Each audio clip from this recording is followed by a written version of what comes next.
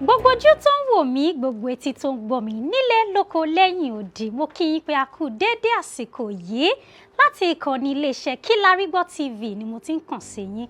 Orúkọ tèmi ni Oyindamola Ọmọtọ́lá, ọmọ tó dùn, ọmọ tó ṣàtàṣàtà. Ẹ káàbọ̀ sí orí ètò Ẹnu Oníkàn. Gẹ́gẹ́ bí ẹ ṣe mọ̀ pé Ẹnu Oníkàn náà láti ń gbọ́ pọ̀n. Àlejò pàtàkì ni mo mú wá fún yín lórí ètò lénìí. Ṣùgbọ́n kí n tó tú aṣọ wò lójú eégún, mò ń bọ̀ ná. Ẹni bá dákẹ́ tara ẹ̀ á bá dákẹ́. Ọ̀rẹ́ mi má gba ìsàn láàyè o.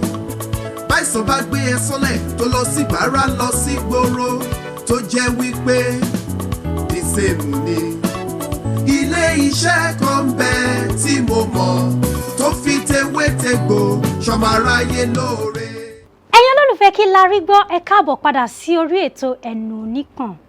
Gẹ́gẹ́ bí mo ṣe sọ fún yín tẹ́lẹ̀tẹ́lẹ̀, àlejò pàtàkì ni mo mú wá fún yín lénìí.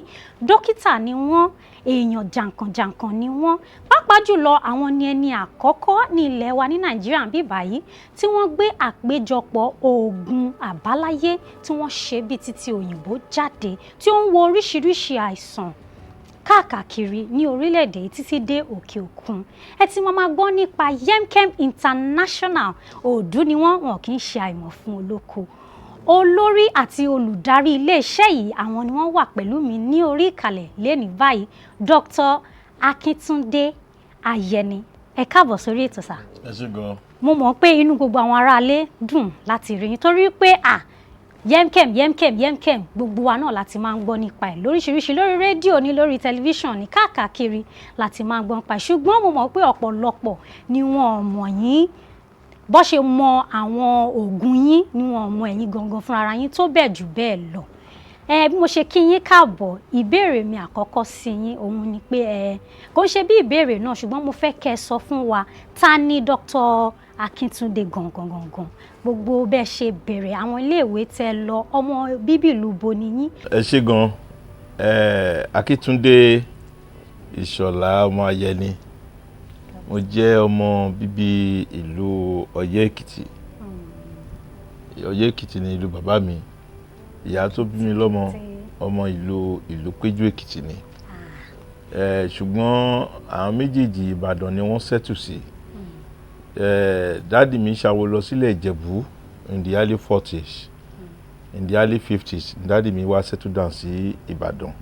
Ibẹ̀ ló ti ń ṣiṣẹ́ ìṣègùn ìbílẹ̀ kó tó di pọ́n fẹ́ ìyá mi, kó tó di pọ́n bí mi. Ìbàdàn náà láti kọ́kọ́ bẹ̀rẹ̀ ilé-ìwé àkọ́kọ́ bẹ̀rẹ̀ tá ń pè ní primary school. So gbà tó yá a tún lọ sí secondary school náà, ilé primary school tí mo lọ Ìbàdàn ní St. Patrick Primary School. So ibẹ̀ mo ti jáde primary school. Later a tún wá lọ sí Adélagun Memorial Grammar School ní Odinjo ní ìlú Ìbàdàn. From there a tún wá lọ sí Federal School of Fisheries, that is ní Maiduguri, kó tó di pé a ṣe wá settle down láti máa ṣiṣẹ́ ìṣègùn ìbílẹ̀. Although láti kékeré, ẹ mọ̀ pé àti kékeré ni ẹkùn ti máa ń kọ́ ọmọ ẹ̀ bọ́n ṣe ń ṣọdẹ. Tẹ́kùn bá bímọ nínú gbó, láti kékeré báyìí ló ti máa kọ́ bọ́n ṣe ń ṣọdẹ, bọ́n ṣe ń gungi, bọ́n ṣe ń pẹran. So gẹ́gẹ́ bí iṣẹ́ ìṣègùn tí à ń ṣe, ó ti wà nínú ìran over 500 years. Ìkọ́ bàbá tó bí bàbá tèmi, òun náà ń pè ní Òrìmẹ́kùnlú yìí. Òrìmẹ́kùnlú yẹn ni appellation ẹ̀, Ayẹni gangan. Ifájúlarun lórúkọ ẹ̀. Ifájúlarun Ayẹni lórúkọ bàbá tó bí bàbá mi.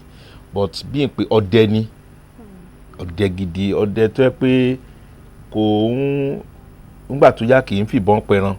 So ó máa dẹkùn lóru. Tó bá ti dẹkùn lóru, á lọ sínú igbó, á pa ẹran jọ, á tún yíra padà á dé èèyàn. Á wá pe gbogbo ìyàwó àtọmọ, ìyàwó 7 ló ní, ó dẹ̀ bímọ rẹpẹtẹ. Á wá dà wọ́n sínú igbó, á ní kó máa lọ kó ẹran wá sílé. So torí pé ó máa ń dẹkùn lóru pẹran náà ṣe ń pè ní Òrìmẹ́kùnlú yìí. That is the meaning. Òrìmẹ́kùnlú yìí. So ó ní bàbá tó bàbá mi. But nínú gbogbo ọmọ tó bí bọ́n ṣe pọ̀ tó, ọmọ tó bí a máa lọ bí more than 60, right? and lára àwọn ọmọkùnrin tó bí náà tá bá wò wọ́n máa lọ bí about 30 of them but among all the children bàbá mi nìkan ló ya iṣẹ́ ìṣègùn fún yàgbá àwọn àgbà àtijọ́ kó tó di pé wọ́n máa ní kẹ́nìkan máa ṣiṣẹ́ tó wọ́n á ti rí àmì lára ẹ̀ so dáàdì mi ló ń ṣiṣẹ́ yẹn so iṣẹ́ ìṣègùn yìí ti wà nínú ìran for many years nígbà tí bàbá tèmi náà tún bí mi bàbá mi dàda ni láti kékeré láti bá bàbá mi lọ nǹkan lórí ọlọ láti bá jó oògùn láti bá but nǹkan tó máa interest mi jù wà tá a wà ní kékeré ni pé kò sí ojúmọ́ kan láyé ìtàn ni wàá ra nǹkan fún bàbá mi bí kan gbàṣọ wá fún bí kan ra tẹlifíṣàn àkọ́kọ́ tí bàbá mi máa kọ́kọ́ ní kọ́sítọ́mà ló ra fún fáànù bẹ́ẹ̀ ni black and white KDK fáànù kékeré kọ́sítọ́mà ló ra wá fún because ṣé tí dáàdì mi máa ń ṣe jù nígbà yẹn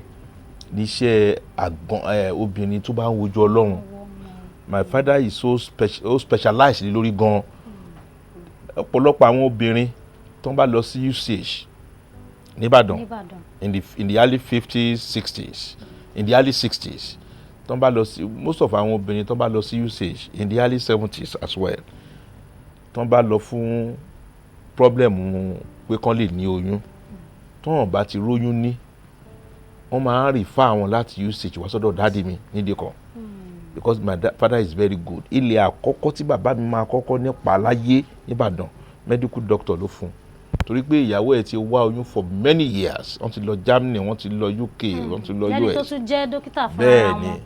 so it got to a stage wọ́n ní kán lọ bóyá kán lọ adopt ìgbà yẹn IVF kò tí ì sáyé IVF wọ́n ní bóyá kán lọ adopt ọmọ matron tó ń ṣiṣẹ́ London medical doctor yẹn ló ní kó lọ bá bàbá Èkìtì which is my father bàbá mi ló wá ṣe oògùn fún ìyàwó ẹ̀ láàrin 3 months ó dẹ̀ lóyún ó dẹ̀ bímọ so òun ṣe pé problem tí mo rí pa ní Nàìjíríà ni pé kò sí documentation ọ̀pọ̀lọpọ̀ àwọn bàbá àwọn ọ̀pọ̀lọpọ̀ àwọn àgbà àtijọ́ lọ́lọ́run fún ní ọgbọ́n ìmọ̀ àti òye nípa ọ̀pọ̀lọpọ̀ ìwòsàn yẹn pé ayé àtijọ́ ọ̀pọ̀lọpọ̀ àwọn tó ṣiṣẹ́ ìṣègùn ìbílẹ̀ wọ́n believe wípé wọ́n wà very occultic wọ́n believe pé oògùn ìkà ni wọ́n máa ń ṣe not looking at the good side the bad side of traditional medicine làwọn èèyàn ń wò láyé àtijọ́ the good side wọn ò sábà wò ó torí pé bàbá yẹn ò kàwé yẹ́n pé oníṣègùn ìbílẹ̀ tí ò kàwé ojú kan náà wọ́n ní ẹnìkan ló parí ládé wọ́n ní gbogbo adé ló parí kò dẹ̀ rí bẹ́ẹ̀ oògùn kan náà ṣe because of that ọ̀pọ̀lọpọ̀ àwọn bàbá wọn yẹn àwọn oògùn ìwòsàn ọ̀pọ̀lọpọ̀ yẹn náà ti gbé lọ sọ́run because kò sí documentation ohun táwọn Chinese tó fi jù wá lọ nìyẹn tẹ́ bá wọ àwọn China lẹ́nìí wọ́n ti document ọ̀pọ̀lọpọ̀ àwọn oògùn wọn as far back as 3,000-4,000 years kò yé ní sí documentation of traditional medicine ní China is over 4,000 years ó wà ní archive wọn before the birth of the Jesus Christ BC before the birth of the Jesus Christ làwọn Chinese náà ti document traditional medicine wọn and that is the reason why today táwọn Chinese ṣe wà ahead of any country in the world nípa ìṣègùn ìbílẹ̀ ìyẹn làwọn gọ́ọ̀mẹ̀ntì wa ò ṣe yorùbá sí mo ti sọ láìmọye ìgbà sí ọ̀pọ̀lọpọ̀ àwọn ìwòsàn lóríṣiríṣi nígbà tá a wà ní kékeré làwọn bàbá ti wá ọ̀pọ̀lọpọ̀ àwọn àìsàn náà ti wòsàn mo ti rí èèyàn tó yẹ pé gbogbo ara ẹ̀ so ní kókó mo ti rí èèyàn tó yẹ pé láti orí ẹ̀ désàlẹ̀ báyìí kókó ni wọ́n gbé dé hospital wọ́n reject ẹ̀ wọ́n dẹ̀ gbé wá bá dáàdì mi dẹ̀ ó dẹ̀ tọ́jú ẹ̀ gbogbo kinní tó so jáde lára ẹ̀ gbogbo kókó tó wà lára ẹ̀ yẹn ó dẹ̀ wọlé padà. That is the power of the traditional medicine. Although téèyàn bá wo ìṣègùn ìbílẹ̀ the practice of traditional medicine ó máa wà difficult láti quantify scientifically but it is real. I've seen a case of a child tó ń gbé lọ sí hospital ní Ìbàdàn usage yẹn náà ni ọmọ yẹn fẹ́ yọ ike right nígbà tó fẹ́ máa yọ ike yẹn under the hospital wọn ni wọ́n máa ṣe operation fún ni and possibility pé kán ṣe operation yẹn fún kó máa kú wọ́n ní 50-50 ni àti ibẹ̀ náà ti advice ẹ̀ pé kán lọ rí bàbá Èkìtì even nígbà tó ń gbé dọ́dọ́ dáàdì mi bàbá mi lóhùn ọmọ ògùn ẹ̀ that is another different pẹ̀lú àwọn tó ṣiṣẹ́ ṣègùn nísìn àwọn àgbà àtijọ́ tó bá gbéṣẹ́ kan lọ bá wọn wá láwọn mọ̀ ń pa ẹ̀ but ẹni tó mọ̀ ń pa ẹ̀ wọ́n á lọ pè é bàbá mi wá ní kán lọ pe ẹnìkan wá ẹni yẹn dẹ̀ dé ó dẹ̀ wò ó ní bàbá Èkìtì ó ní ìkéle léyìí o ó dẹ̀ sọ fún ìyá ọmọ yẹn ó sọ nǹkan tó máa lọ wá wọ́n dẹ̀ gẹ̀ẹ́tẹ̀ wọ́n ṣe everything oògùn ọ̀hún fọmọ yẹn lóògùn ìlú gángan náà ṣe oògùn yẹn sí wọ́n dẹ̀ gbé fún ìyá ọmọ yẹn wọ́n ní tọ́mọ yẹn bá ti jí láàárọ̀ wọ́n lílù yẹn ni kó máa gbé fọmọ yẹn kó máa lù káàkiri kò gbọ́dọ̀ gbàlú yẹn lọ́wọ́ ẹ̀ o ọ̀ntì tọ́mọ yẹn bá lù tó bá tẹ́ lọ́rùn àdàpadà pé tó bá ti dijọ́ kejì àtìlù àtọmọ yẹn kọ́ mú padà nígbà tó máa dijọ́ kejì ike tó ti yọ lẹ́yìn ọmọ yẹn ó dẹ̀ ra wọlé and that was the end. So those are the powers in the traditional medicine. Ọ̀pọ̀lọpọ̀ àwọn àìsàn àrùn tá à ń sọ yìí ókè wọn ní cancer àwọn bàbá wa ń pè ní àìsàn jẹjẹrẹ ohun tó lè mú àwọn bàbá tán ohun tó lè mú àwọn àgbà àtijọ́ tán pè nǹkan ní jẹjẹrẹ automatically wọ́n gbá research ògùn ẹ̀ ní but torí kò sí àkọsílẹ̀ ọ̀pọ̀lọpọ̀ ọgbọ́n yẹn wọ́n ti kú mọ́ wọn nínú so kò sí there was a case of ọmọ kan wà nílùú wa ó ti pẹ́ o I'm talking about bíi over 40 something or 50 years ago ọmọ yìí ọmọ 13 years ni ó wá lóyún so kò lè dá ọmọ yẹn bí wọ́n wá gbé dé hospital yìí pọ́n máa ṣe operation fún ni bí yẹ ṣe kígbe nìyẹn wọ́n ṣe gbé kúrò níbẹ̀ nìyẹn lọ́wọ́ gbé bá wọ́n dẹ̀ gbé wá bá àwọn oníṣègùn wọ́n dẹ̀ bẹ̀rẹ̀ sí fún ọmọ yẹn lóògùn eléyìí tó máa wẹ̀ eléyìí tó máa mu right ńgbà tó tó àsìkò fún ọmọ yẹn láti bí ọmọ àpòlé ọmọ yẹn àmì ibi tọ́mọ yẹn máa gbà jáde ó dẹ̀ bẹ̀rẹ̀ sí fẹ̀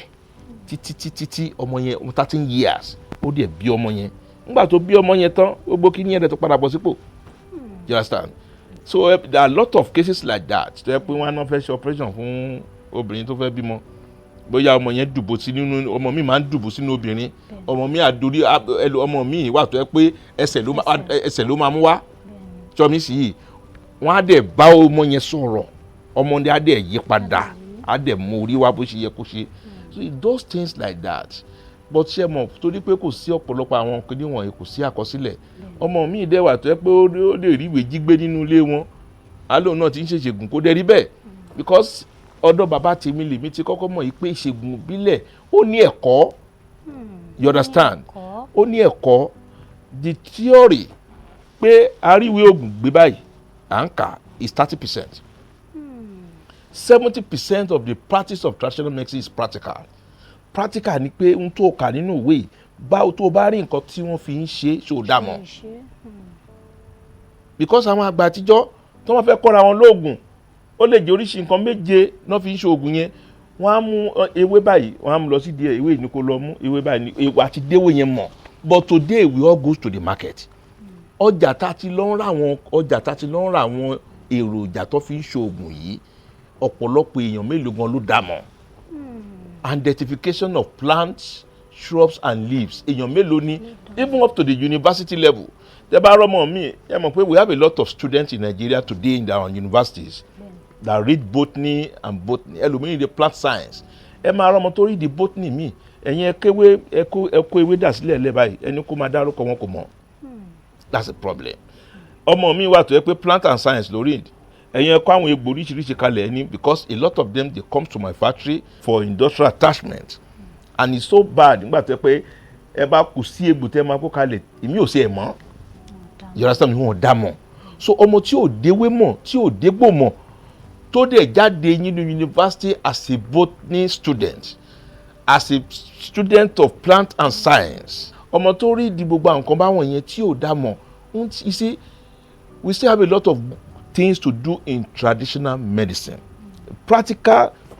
the practicability of traditional medicine only identification of plant and shrubs pé òkè mo kọ́ ẹ lóògùn yìí o oògùn tójú bá ń dùn yàn ni right ó dẹ̀ ní àwọn èròjà oríṣi nǹkan mẹ́wàá nínú mo dẹ̀ kọ́ ẹ ó dẹ̀ lọ ó wá dọ́jà wá ní o fẹ́ ra èpo àrùn wọ́n wá gbé èpo àwọ̀ palí ẹ lọ́wọ́ tó bá ti fi ṣògùn kò ní ṣe é sọmí sí yìí ó dọ́jà ní ìsinyìí ó ló fẹ́ ra ewé mi eṣú wọ́n wá gbéwé tẹ̀tẹ̀ wọ́n gbélé ẹ lọ́wọ́ wàá lọ ṣe because ó dàmọ̀ tó bá fi ṣògùn yẹn kò ní jẹ́ you understand but àwọn àgbà àtijọ́ gbogbo kí níwọ̀n yẹn ni wọ́n kọ́ra wọn òun ló jẹ́ kí oògùn yẹn kó real so ọmọ tó bá bí sí inú ilé tó ti ń ṣe irú iṣẹ́ wọn yẹn irú àǹfààní ọgbọ́n táwa kọ́ nìyẹn because wọ́n bí wa sínú ẹ̀ ni àjẹbí ni wọ́n bí wa sínú ẹ̀ kì í ṣe pé àsáwọ̀ ìyẹn tó wá lọ bẹ́ẹ̀ even bó ṣe ń ṣe oògùn yìí did you even know it?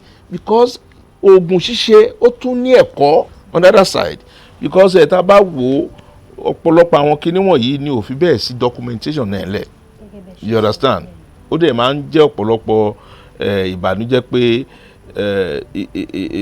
iná ìṣègùn ìbílẹ̀ traditional medicine practice kò lọ bó ṣe yẹ kó lọ because there is no support from the federal government. You understand? In terms of, tẹ́ bá wò nísìnyí, how many botanical garden mélòó la ní Nàìjíríà? Bóyá ẹyọkan yẹn gan bóyá ló ṣe function. But tẹ́ bá wò àwọn other part of Africa like Ghana tó wà níbẹ̀ yẹn, they have a botanical garden. Tẹ́ bá lọ sí Egypt, they have a botanical garden. That most of the African countries tó ń yí Nàìjíríà ká, àwọn African countries kan wà tó yẹ pé it's so bad ẹ pé ẹ máa dé àwọn ìlú mi within African continent, ẹ máa rí botanical garden wọn, ẹ máa rí bí wọ́n ṣe gbé iṣẹ́ ìṣègùn yẹn to the highest level. You understand? Ìyẹn já sí pé eléyìí jẹ́ ìkan lára àwọn ìdojúkọ. Yes, tí mo fi pé ó yẹ kí gọ́ọ̀mẹ̀ntì wa kan ṣiṣẹ́ lé lórí. Ká máa padà sí orí yìí. Ẹ jẹ́ ká bẹ̀rẹ̀ ní láti ìbẹ̀rẹ̀ pẹ̀pẹ̀ gangan. Ẹ jẹ́ ká sọ̀rọ̀ lórí àlàáfíà Táyọ̀. Torí mo lérò pé eléyìí ni àwọn èèyàn kọ́kọ́ fi mọ̀ yín, àlàáfíà Táyọ̀, àlàáfíà Táyọ̀. Ǹjẹ́ ẹ lè bá wa yànnàná àlàáfíà Táyọ̀ yìí? Ẹ ṣé gan. Àlàáfíà Táyọ̀ ni orúkọ tí mo kọ́kọ́ sọ orúkọ ilé iṣẹ́ mi nígbà tí màá kọ́ bẹ̀rẹ̀ nílùú Èkó yìí. And tá bá wo tí mo ti ń ṣoògùn fún àwọn èèyàn pé kán gbà kán lọ lò ó, I think it should be 1981 torí 1980 ni mo jáde secondary school, right? 1981 mo ti bẹ̀rẹ̀, inú ẹ̀ náà mo tún further mo tún lọ sí institution, but pé èèyàn dídí bẹ̀rẹ̀ right apart from 1981 mo ti kẹ́ mi mo sọ láti kékeré láti wà nú ẹ̀. Mo dé kò ní 1985, 1987 ni mo form àlàáfíà Táyọ̀. 1987. Yeah, àlàáfíà Táyọ̀ yẹn ó tó di pé àwọn èèyàn mọ̀ ó tó 1990. Ohun tó dẹ̀ fi mọ̀ ni pé mo lọ sí international trade fair wọ́n máa ń ṣe ní ọ̀nà international trade fair àgbà ìná ti máa ń ṣe. 80% of our operation is on spiritualism. Kí dẹ̀ ló fà ni pé ìjáde wa síta ṣe pé before àti máa lọ sórí television gẹ́gẹ́ ní 87, 88, 89, 1990 gangan ni mo come on board on TV. That's about 33 years ago. So jíjáde tá wá jáde lọ sí ìta by going to international trade fair, by going to ìpàtẹ ìṣègùn, a rí pé if not 90% àwọn èèyàn tó ń wá ń bá wa ló ní spiritual problems. Are you getting me right now? Nígbà tí èèyàn, because gbogbo time tí mò ń sọ mi máa ń dá tó 300 to 400 èèyàn lójoojúmọ́. Máa ta in a day tí international trade fair yẹn crowd yẹn ò fi bẹ́ẹ̀ pọ̀ much. You understand? Ẹ mọ̀ pé international trade fair yẹn àwọn oníṣòwò tó wá síbẹ̀ pọ̀ gan. Even to locate me under the Ondo State Pavilion, ó wọnú gan yẹn Ondo State Pavilion. Ó wọnú, so kó tó locate wa máa ń pẹ́. Níbi ìpàtẹ ìṣègùn. Ó ló fún àwọn èèyàn ní opportunity because ọjọ́ Sunday tó parí ìpàtẹ ìṣègùn, ọjọ́ Sunday tó parí international trade fair 1990 yẹn, ọjọ́ Monday ẹ̀ náà bẹ̀rẹ̀ ìpàtẹ ìṣègùn ní Tẹ́jú Oṣó. So bí mo ṣe lọ sórí NTA báyìí táwọn èèyàn rí mi báyìí, àwọn èrò in a day wọ́n dá 300 èèyàn lóhùn 400 èèyàn lóhùn. Ìgbà pé wọ́n ti ń wá yín bó ṣe fẹ́ rí yín tẹ́lẹ̀. Now mo wá discover pé tí èèyàn 100 tí n bá dé èèyàn 100 lóhùn 75 to 80 of them no ní spiritual problems. So ìyẹn ló wá jẹ́ kí I was so much on attendance to spiritual cases. Ẹ má bínú sá, mo fẹ́ bèrè ní ìkọgùn bí tẹ́ sọ̀rọ̀ dé yẹn. Kí ni ìyàtọ̀ tó wà láàárín iṣẹ́ ìṣègùn àti ìwòsàn? Spiritual healing is part of traditional medicine. Ọ̀pọ̀lọpọ̀ mọ̀ kíní wọ̀nyí. Traditional medicine is like a family name. When you talk of a company now like Yemkem, Yemkem wá bẹ̀ sí bí ọmọ, ó ń bí oríṣiríṣi. Or for example now, my family name is Ayeni. Bẹ́ẹ̀ kọ́. Bọ̀ orúkọ tèmi gangan Akíntúndé ni. Ẹnìkan náà wà nínú family yẹn a máa jẹ́ Òjó. Ẹnìkan wà nínú family yẹn a máa jẹ́ Àjàyí. But the family name is Ayeni. The family name for the traditional medicine here is the family name. Under traditional medicine, ibẹ̀ láti rí herbal medicine. Under traditional medicine ibẹ̀ láti rí acupuncture. Under traditional medicine ibẹ̀ láti rí yoga medicine. Under traditional medicine ibẹ̀ láti rí ayurveda yẹn àwọn Indians ni. You see, their traditional medicine in India is called ayurveda. But in Germans, right, on the acupuncture. So there are a lot of therapies under traditional medicine. Under known is spiritualism. Are you getting me right now? We have physical therapy. We have a lot of therapies that falls under the traditional medicine. But traditional medicine here is the family name. Àwọn kan wà omi náà fi ń ṣe ìwòsàn. Omi náà fi ń ṣe ìwòsàn. Kò sí nǹkan tí wọ́n lè fi ara, kò sí àrà tí wọ́n lè fomi dá in terms of healing. So it's part of traditional medicine. Nǹkan tí ìbá ti ń ṣe allopathic or western to get traditional medicine, everything followed. But ṣé mọ̀ oníkálukú àyà sọ́tún, oníkálukú àyà sósì ni. Irú ẹ̀ àmú oníṣègùn wà, babaláwo wà, adáhunṣe wà, gbogbo ẹ̀ pátá is under traditional medicine. Ọ̀pọ̀ àwọn kan wà oníṣègùn ni wọ́n mú ewé egbò kan fi ṣe oògùn nìkan náà mọ̀. Purely, right? Tó bá ní orí ń fọ́ ẹ, wọ́n ti mú ewé egbò tó máa mú tó máa lọ gbó, wọ́n á ní kó mú orí yẹn tó bá á lọ bóyá ẹlòmíì bóyá kò ronú sùn ni, wọ́n á ní kó lọ jẹ́ ewé báyìí, wọ́n á ní kó má bẹ̀ sí ronú sùn abẹ́kọ̀ọ́. Àwọn kan wà wọ́n sì ń lo ewé wọn lè gbò, àyájọ́ ẹnu nìkan náà ń lò. Like irú àwọn tó babaláwo míì nísìnyí, babaláwo nísìnyí, àwọn babaláwo kan wà wọ́n lè ewé wọn lè gbò, ìyẹ̀rùsùn lásán ni, kò dẹ̀ sí àrà tó ń lè fi dá. Everything fall under the traditional medicine. So spiritualism, ìyẹn ìyàtọ̀ tó bá in other medicine ni wípé tó bá wo ìṣòro tó ń kojú ẹ, ìṣòro tó ń bẹ ẹlòmíì fẹ́ra, kì í ṣe nǹkan tá a lè fojú rí. Spiritualism means something you cannot see, is beyond physical things. You understand? Because adẹ́dà tó dá wa fúnra ara wa gan kò dá wa ní ẹ̀yà ara kankan ló wà lára wa, ẹ̀yà mẹ́rin ló wà lára wa sí human being. So ìṣòro tó ń kojú ẹlòmíì kì í ṣe ìṣòro tó lè fojú rí. Ẹlòmíì ti dé hospital, wọ́n ti diagnose ẹ̀ medically, wọ́n ní they cannot find anything wrong. Ẹlòmíì ti lọ America, ti lọ Germany, wọ́n ti ṣe gbogbo test fún, yet they could not find anything wrong. Ibi tó bá ti ń rìn náà ti sọ fún, òyìnbó ti sọ fún, tó bá dé UK nísìnyí òyìnbó á pẹ̀lú mi pé you guys seem you need to go back to your village. I've seen a lot of cases like that. Tó pé wọ́n á sọ fún òyìnbó á sọ fún bẹ́ẹ̀ ni the medical doctors living abroad, they will call you guys, you know, we have done everything, we couldn't find anything from the test. I think you better go to your village. We have seen a lot of cases like that because àwọn náà mọ̀ nǹkan tó ń pè ní ayé. You understand? Ṣé ẹni tó sùn tájá bùjẹ lójú oorun tó wá jí sáyé tó wá wo bí tájá ti bùjẹ yẹn kò rí nǹkan kan bẹ̀, ó wá máa tó bí ijọ́ kẹta bí ijọ́ kẹrin, ibi àpá ibi tó rí tájá ti bùjẹ lójú oorun yẹn ó wá bẹ̀rẹ̀ sí í wú, ó bẹ̀rẹ̀ sí í há, bó ṣe ń há yẹn ló ń dùn sí, láti bẹ̀ ó bó, bó ṣe bó yẹn láti bẹ̀ ó dégbò, ó wá dégbò yẹn, egbò yẹn ló wá ń bá yí títí, wọ́n á wo blood yẹn, wọ́n á wo everything, bóyá ó ní sugar level ní, á wà normal, kò ní diabetes, kò ní kankan, tí ò bá múra wọ́n á gé ẹsẹ̀ yẹn gbẹ̀yìn ni. Are you getting right now? Kò sí oògùn tó lè lò sí láyé jọmí sí, torí n tó ṣe kì í ṣe lásán, it's not physical, it's spiritual. You understand me now? Because tá a bá ti sùn, I've said this several times in many of my programs that the bodies of human being is divided into 4 bodies. We have the physical body, we have the spiritual body, we have the mental body, we have the astral body. Nínú ẹ̀yà tó burú jù nínú ara wa as a human being láyé is the inner shell of our body, that is the astral part of the body. Tẹ́lẹ̀ bá ti sùn, ìtorí ẹ̀ tí èèyàn bá ti sùn, gbogbo tó ń jẹ́ ẹ̀yà rẹ̀ pátápátá ló ti kú. The only body that is alive is the astral part of the body. So means only him. And that astral body yẹn, ẹlòmíà wà nísìnyí tó bá ti sùn lálẹ́, ó lè bá rẹ̀ kó ń wà nínú omi kó bẹ̀ sí wẹ̀. Ẹlòmíà bá rẹ̀ á máa wẹ̀ because ó ń lọ, ṣé mo pé it's not in the physical world. Tá bá ti sùn, tó bá ti sùn lọ bí tó bá ti bá rẹ̀ yẹn, you are in another part of the world. You understand me now?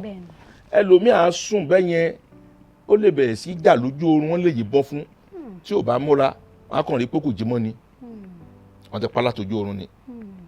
àwọn kan wá wà tó yẹ pé òru yẹn làwọn fi ń ṣe ìkà àwọn kan wà òru yẹn lágbára wọn máa ń dìde òru yẹn náà máa fi lọ operate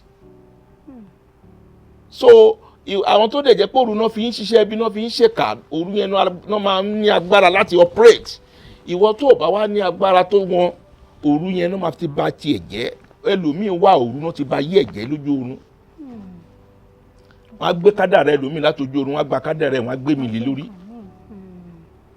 ẹlòmíín àlálà lójú oorun oúnjẹ tó mọ̀ jẹ jù láyé náà máa gbé fún wa ní kó já tún mọ bí àlè lórí ó lè jẹ ẹnẹsí gan ló lẹ́ẹ̀kì jù wọ́n á tún ní kó mọ ẹnẹsí sí kó lè gbádùn ẹ̀ dáadáa ó ti mọ ní akànjíjọ́ kejìlá sọ pé ó má dẹ̀ òun mú ẹnẹsí lálẹ́ àná kẹ̀ kí ló tẹ̀lẹ̀ á tún máa wá gbé ẹnẹsí yẹn káàkiri pé because ó máa kò ní yé kò ní mọ̀ pé ìmọ̀nà gbé fún un pé kì í ṣe ẹnẹsí lásán ibi tó ti kàgbá kò tiẹ̀ nìyẹn those are the ìṣòro àwọn orú kéṣìṣì bẹ́ẹ̀ yẹn kì í ṣe nǹkan tó bá ẹ jẹ́ ká lọ lògùn lásán sí ò lè mú it has to go on the spiritual realm.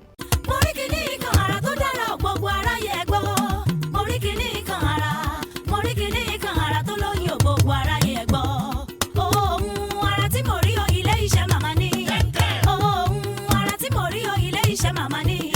Moríkìní kan ara tó lóyún gbogbo aráyé. ẹ jẹ́ ká wá lọ sí Yemkem International gangan báwo lẹ ṣe rìn ní míní méjì láti àlàáfíà táyọ̀ tó fi wá dípẹ́ wá wọ́n pé lásìkò yìí báyìí o láti orúkọ àlàáfíà táyọ̀ yìí ó dà pé mo tún fẹ́ pa orúkọ náà dà sí Yemkem International. Well, Oshegun, you see, what happened was that after many years, I decided we need to go international. International ni pé mo máa ń lọ sí àwọn ìpàtẹ àgbáyé internationally fún ìṣègùn ìbílẹ̀ and wá orúkọ tí ó máa dùn láti pè yẹ mú kálàáfíà táyọ̀ láàrin Yorùbá ó dùn pé sọmi sì yìí o tó bá dé ilẹ̀ Yíbò gan àbí ilẹ̀ Haúsá gan ẹlòmíì àti pè wàhálà ni ká bá tún sọ pé tó bá dé ìlú òyìnbó because for more than 25 years mo ti gbé iṣẹ́ yìí wọ international countries. Ǹjẹ́ lè dárúkọ àwọn ìlú náà? Yes, I think I'm the first Nigeria tó kọ́kọ́ gbé oògùn ìbílẹ̀ wọ UK láti máa lọ market lọ́hùn. Mo dẹ̀ ní àwọn at least I have more than 11 distributors tó ń bá mi ta àwọn oògùn mi. Mo dẹ̀ ti deliver lectures káàkiri. Kí ló fún mi láǹfààní yẹn ni pé I'm the first herbal medicine practitioner tí àwọn BBC máa kọ́kọ́ wá interview láti UK. Kì í ṣe BBC Nigeria o. The BBC from UK, he came to Nigeria to come and interview me. Hilary Anderson, ní orúkọ woman tó wá interview me. Túndé Kìlání ni cameraman tó ń gbà tó wá interview me gbà yẹn, TK. That was, I'm talking in the 90s. And all broadcast ẹ̀ káàkiri television ní BBC, àwọn UK gan. So I received a lot of international clients through that program. Then a year after, that should be 1999, thereabout. Then I want CNF John Kent. They came to Nigeria again to come and conduct an interview as well. But Sherry interview àwọn BBC àti CNN yẹn, there is not based on the natural aspect healing of African medicine. They are so much particular about the mystery behind the African medicine. That is, wọ́n fẹ́ mọ̀ báwo ni a ṣe ń ṣe oògùn wa locally and traditionally. Ipò òkè o ìjàpá wọn la máa ń lò, ejò à ń lò, ìgbín àfíńjọ oògùn. I took Hilary Anderson to Mushin, Olóṣà. Túndé Kìlání gbogbo alájọ lọ́ngbà yẹn tíkè. I took Hilary Anderson. It's almost like 7 days documentary. It was a documentary of me on BBC. It's still there today. Nígbà tá a débẹ̀, mo wá ní ìwẹ̀ òkété gbogbo ẹ̀ láyé lọ́jà. Àwọn awọ oríṣiríṣi ẹranko, awọ ẹkùn wọn ní kí wọ́n fi ń ṣe mo sọ fún wọn. Ìjàpá wọn la máa ń lò mú ní bẹ́ẹ̀ ni. you know all this thing is not part of their own medicine. Gbogbo kíní wọ̀nyẹn kì í ṣe nǹkan táwọn ń rò yìí pé wọ́n lè fi ṣe oògùn. Àwa la jẹ́ kó mọ̀ yìí pé àwọn bàbá wa bọ́ irú oògùn báyìí náà fi ń ṣe. I demonstrated everything to Hilary Anderson. Gbogbo àwọn oríṣiríṣi oògùn yẹn. Then we now come to the infertility yìí pé okay wọ́n láwọn cases kan wà tó yẹ pé obìnrin mi wọ́n á ní kò lóyún rárá. Wọ́n á ti confirm medically pé kò lè lóyún pé báwo làwọn bàbá ńlá bàbá wa ṣe ń ṣe tó fi ní oyún. Èmi dẹ̀ sọ pé ìran bàbá tèmi tó bá kó obìnrin lọ hospital pé kò lè lóyún àwọn bàbá tèmi máa ṣe ó máa lóyún. Àṣejẹ ni bẹ́ẹ̀ ni àṣejẹ yẹn dẹ̀ nìyí a lọ sọ́jà pẹ̀lú òyìnbó ni o pẹ̀lú Hilary Anderson tí kèló pé kámẹ́rà tó ṣẹ́bìtì wọ́n dẹ̀ mú adẹ̀ lọ́jà ṣẹ́bìtì adẹ̀ lọ aṣẹ́bìtì a demonstrate everything fún you understand. So the same thing applicable to the CNN as well, and all these things give me fún mi ní a lot of international recognition. Ìyẹn ló jẹ́ kí n gbé iṣẹ́ mi lọ sí UK àti America. Ìlú méjì tí mo operate jù nìyẹn, UK and US. Akógun lọ síbẹ̀ everything because a lot of Nigerians, a lot of Africans sọ mi sí ó ti òyìnbó fúnra rẹ̀ àwọn náà ní problem tó ń bá yí nípa bẹ́ẹ̀ ó jẹ́ kí n lè máa because I travel there, attend to them, and from there abẹ̀sí kógun lọ síbẹ̀ you understand. Now nǹkan tó wá bí Yemkem ni pé àwa ń wo orúkọ wo la lè lo wá fi pé okay àlàáfíà táyọ̀ máa wà difficult láti gbé kalẹ̀ ní international market. I needed a name tó yẹ pé ó máa sound well láti tètè ṣe é pè ní international market. Òun mo ṣe gbé Yemkem yẹn. I picked the name from my children's name. Òun mo ṣe gbé ní Yemkem International. You understand? So but ohun tó ṣe ni pé bàtí Yemkem International yẹn dé tá gbé kalẹ̀ most of the natural healing like àwọn tó ní àìsàn diabetes, ẹni tó ní àìsàn hypertension, ẹni tó ní àìsàn oríṣiríṣi ṣe mọ̀ Yemkem specialized on natural cases of human problems. Kò yẹ nísìnyí ẹlòmíì wá ìtọ̀ ṣúgà ló ń bàjá, ẹlòmíì hypertension nìkan ni ìṣòro tó ní, ẹlòmíì gan méjèèjì ló ń ṣe, ẹlòmíì obìnrin tí ò rọ́mọ bí ni, ẹlòmíì ojú ló ń dùn ni, ẹlòmíì so many cases like that. N tó bá ti jẹ mọ́ àìsàn ara because àìsàn ẹlòmíì wà tó yẹ pé nǹkan tó ń ṣe ayé kọ́ ló fi ṣe o àìsàn ara ni á dẹ̀ ti rúbọ á ti ṣètùtù á ti gbẹ́bọ lórí ta àwa máa jẹ́ kó mọ̀ pé ohun tó ń ṣe èyí ẹni tí diabetes ń yọ lẹ́nu àti hypertension tó lọ rúbọ àwọn àjẹ́ kàn fẹ́ jẹun lọ́wọ́ ẹ̀ ní kò sí nǹkan tó ń ṣe àìsàn ara nìyẹn. But most of the àwọn oògùn tá à ń ṣe ní Yemkem àwọn oògùn tó fi ń tọ́jú àìsàn tàbí àrùn ara torí tó póríṣi méjì àìsàn ọ̀tọ̀ àrùn wà lọ́tọ̀. Kí ni ìyàtọ̀ tó wà láàárín àìsàn àti àrùn? Àìsàn ni nǹkan tí kò lè ràn yàn. Àìsàn lè ràn yàn. Àìsàn lè ràn yàn. Àìsàn tó bá ti ń ṣe ọkọ kò lè ràn ìyàwó. Tí ọkọ bá ní diabetes and high blood pressure tó ń pè ní hypertension, diabetes and hypertension tó bá ń ṣe ọkọ tó níyàwó sínú ilé kọ́njọ́ máa sùn sórí bẹ́ẹ̀nì kọ́njọ́ máa jẹun kọ́njọ́ máa súnmọ́ra wọn ìyàwó ò lè ní láyé táyé máa fi parẹ́ kò possible. Ìyẹn ló ń jẹ́ àìsàn. Sọ mi sìn but tó bá ń bí ọmọ are you getting me right?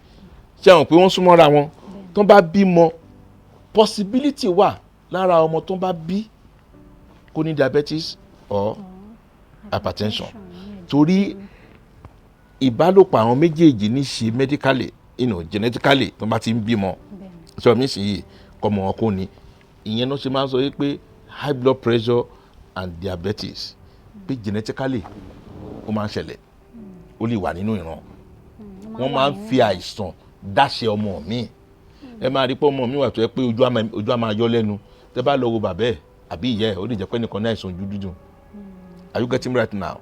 So bó ṣe wà bẹ́ẹ̀ náà nìyẹn even tẹ́ bá rí àgàn tẹ́ rí àgàn gbà mí ó máa ń yà lára èèyàn nínú ran sára ilé but ìyẹn ò ní pé ọkọ ti ní high blood pressure and diabetes ńkọ́ so ìyàwó náà máa ní because ẹ̀jẹ̀ wọn ò papọ̀ ẹ̀jẹ̀ wọn ò the same bàbá kan náà kọ́ ló bí wọn ìyá kan náà kọ́ ló bí wọn but irú ọkọ tó ní diabetes and hypertension yẹn tẹ́ bá irú ọkọ nísìn tó ní hypertension and diabetes tẹ́ bá lọ bí dáadáa tó bá ní àwọn àbúrò 3 4 lẹ́yìn a máa rí 2 nínú wọn tó máa ní kinní yẹn nínú ìran wọn torí ẹ̀jẹ̀ wọn papọ̀ ìyàwó ẹ̀ ò lè ní but ìyàwó ló ń sùn tí wọ́n dẹ̀ jọ ń súnmọ́ra wọn àìsàn ni àìsàn kò lè ràn but àrùn ó máa ràn bí iná ni. For example now tí obìnrin bá ní a very chronic infection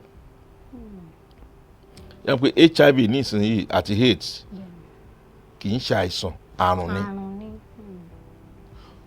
tó bá tí obìnrin bá ní infection lára tí 100 ọkùnrin bá súnmọ́ obìnrin yẹn 100 yẹn náà máa kó infection yẹn lára ẹ̀ tí ọkọ bá ní infection tó ń súnmọ́ ìyàwó máa ní tí ìyàwó bá ní infection tọkọ ẹ̀ ń súnmọ́ àmì méjèèjì máa ní that is why máa rí tọkọtìyàwó the couples tó ń wojú Ọlọ́run nínú test tó bá lọ ṣe wọ́n lè discover ìpọ́n ní very chronic infections àmì méjèèjì náà jọ máa ní because they are having sexual intercourse together so automatically the two of them must have it and treat wọn unlike ọkọ tó ní diabetes and high blood pressure tíyàwó ni are you getting me right now so àrùn ní nǹkan tó lè ràn ó máa ràn ní from one person to the other ọ̀nà ṣe máa ń pè ní transmitted diseases ní nǹkan tó lè ràn but àìsàn ní nǹkan tí ò lè ràn are you getting me right now kò lè ràn so that is just only the difference kò sí méjèèjì kò sí eléyìí tí ó burú méjèèjì o but ìyàtọ̀ méjèèjì mo ti sọ yẹn so àrùn ní nǹkan tó lè ràn infection ó lè ràn ṣọ́ọ̀bù nísìnyí so ẹni tó ní gonorrhea nísìnyí dandan ni kó bẹ̀ sí pé káàkiri ẹni tó ní syphilis á bẹ̀ sí pé káàkiri ní you understand me now so òun ló fà á but àwọn cases kan wà tó pé tó bá ń ṣe èèyàn it's like pile nísìn ẹ rí i pé ọkọ lè ní pile ìyàwó ní ìyàwó lè ní pile ọkọ ní kò kò lè ràn are you getting me right now nísìn so bó ṣe rí gangan nìyẹn you understand. ẹ̀yin aráalé mo lérò pé ẹ̀ ń gbádùn ètò yìí mo dẹ̀ lérò pé ẹ ti rí ẹ̀kọ́ kan kódà torí èmi gangan fún ara mi mo ti rí ẹ̀kọ́ tó pọ̀ orí ètò ẹnu oníkàn náà ni a ṣì wà láti ìkànnì Kilarigbo TV ẹ wá nǹkan fìdílé ẹ fẹ̀yìntì mo ń padà bọ̀. ìgbòkígbò tá lè wá ká máa dúpẹ́ tára bá ti di pépé pẹ̀lú super A1 egbòogi atẹ́jẹ́ ṣe pẹ̀lú ìmọ̀ ìwádìí ìjìnlẹ̀ oògùn yóò bá mi lára mu fini lọ́kàn balẹ̀ ó tún fúnni lágbára ó fúnni lókun àmàràrà ta pọ́npọ́n arúgbó ta gébé ọkùnrin pẹ̀lú obìnrin ọmọdé àtàlàgbà láìsí ṣòro super A1 ló ń ṣara lóore super A1 ìlera ṣàlọ́rọ̀ gbàgbàgbà ẹ pè é lórúkọ tó ń jẹ́ super A1 super A1 oògùn atẹ́jẹ̀ṣe super A1. Super A1 lè gbòógì atẹ́jẹ̀ṣe àti àṣírí ẹwà tí wọ́n fi ìmọ̀ ìwà. ẹ̀yin olólùfẹ́ Kilarigbo TV ẹ káàbọ̀ padà sí orí ètò ẹnu oníkàn mo fẹ́ dúpẹ́ lọ́wọ́ yín pé ẹ kú àdúró tí gbogbo bẹ́ẹ̀ ṣe ń bá wa bọ̀ látàárọ̀ mo mọ̀ pé ti ní àwọn oríṣiríṣi ìbéèrè tí ẹ fẹ́ béèrè èmi náà ni màá máa ṣe alágbẹnusọ yín tí màá máa béèrè lọ́wọ́ dókítà ẹ kú kalẹ̀ sà. ìbéèrè àkọ́kọ́ táwọn olólùfẹ́ wa láti Kilarigbo àwọn tí wọ́n gbádùn wa tí wọ́n fẹ́ béèrè lọ́wọ́ yín ni pé ẹ jẹ́ ká sọ̀rọ̀ lórí àwọn product yín gangan oríṣiríṣi àwọn oògùn yín àti àwọn iṣẹ́ tí wọ́n ń ṣe.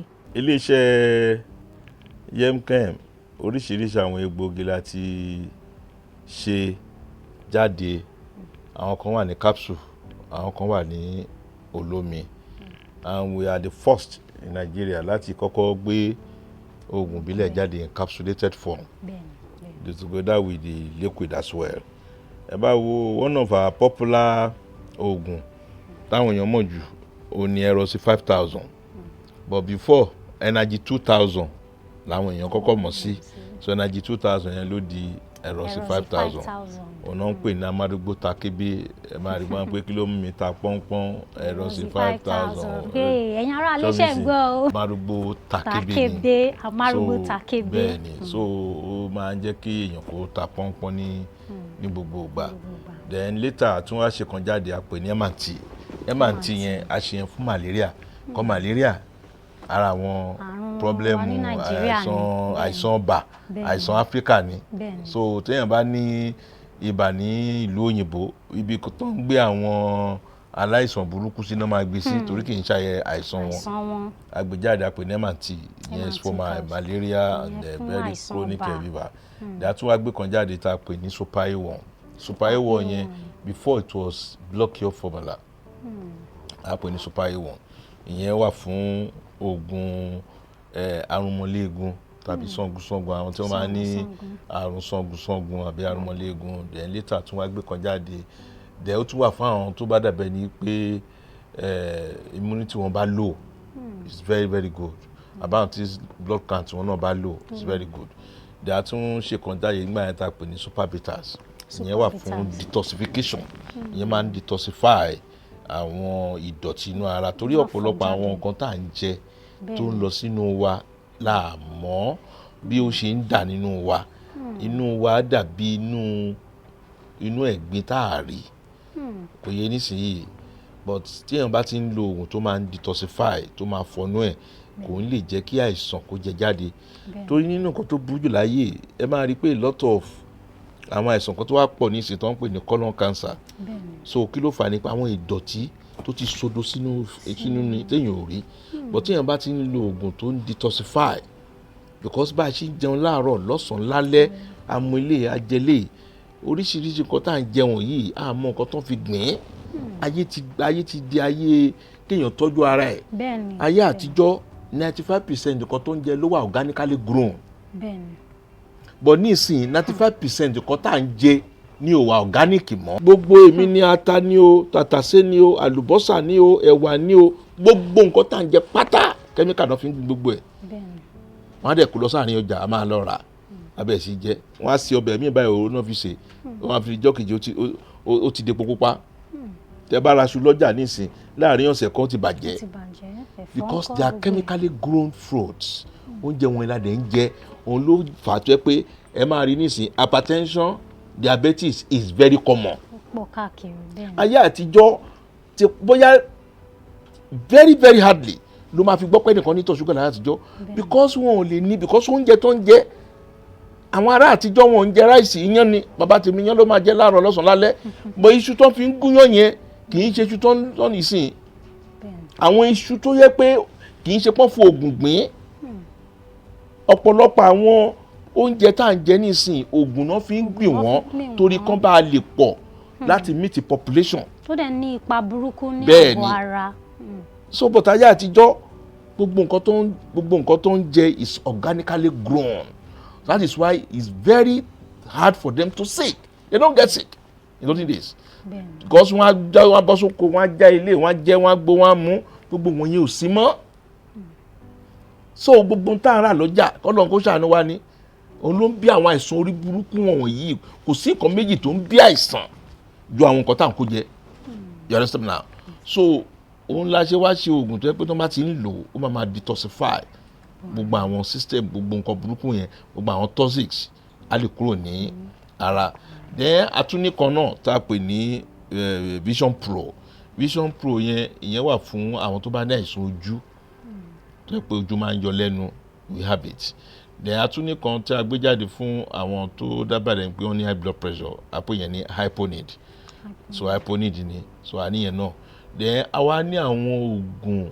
ìyẹn máa lọ bí oríṣi bíi 8 a ṣe wọ́n papọ̀ it's a collective banded herbal medicine for anything infection because infection is one of the major problems tó ń da ọ̀pọ̀lọpọ̀ àwọn èèyàn láàmú ṣọ́ mi sí láti bí oúnjẹ tá à ń jẹ èèyàn lè contact infection láàárín ìbálòpọ̀ ó lè contact infection láyìíká ibi téèyàn ń gbé èèyàn lè contact infection so òun la ṣe jáde now ìyẹn tún wá lọ bẹ́ẹ̀ ní 2020 a tún wá gbé oògùn kan jáde nígbà ọ̀rọ̀ covid because nítòótọ́ covid dé ti lọ but we need something that will boost our immune system because bá a ṣe ń dàgbà sí lọ́jọ́ orí ní immune system wa ló ń drop ọmọ 20 years old ẹ lè fi egungun ọmọ 20 years old ẹ lè fi ọmọ 30 years old right nǹkan tó lè ṣe ní 30 years old yẹn by the time you get to 40 years old ò ní lè ṣe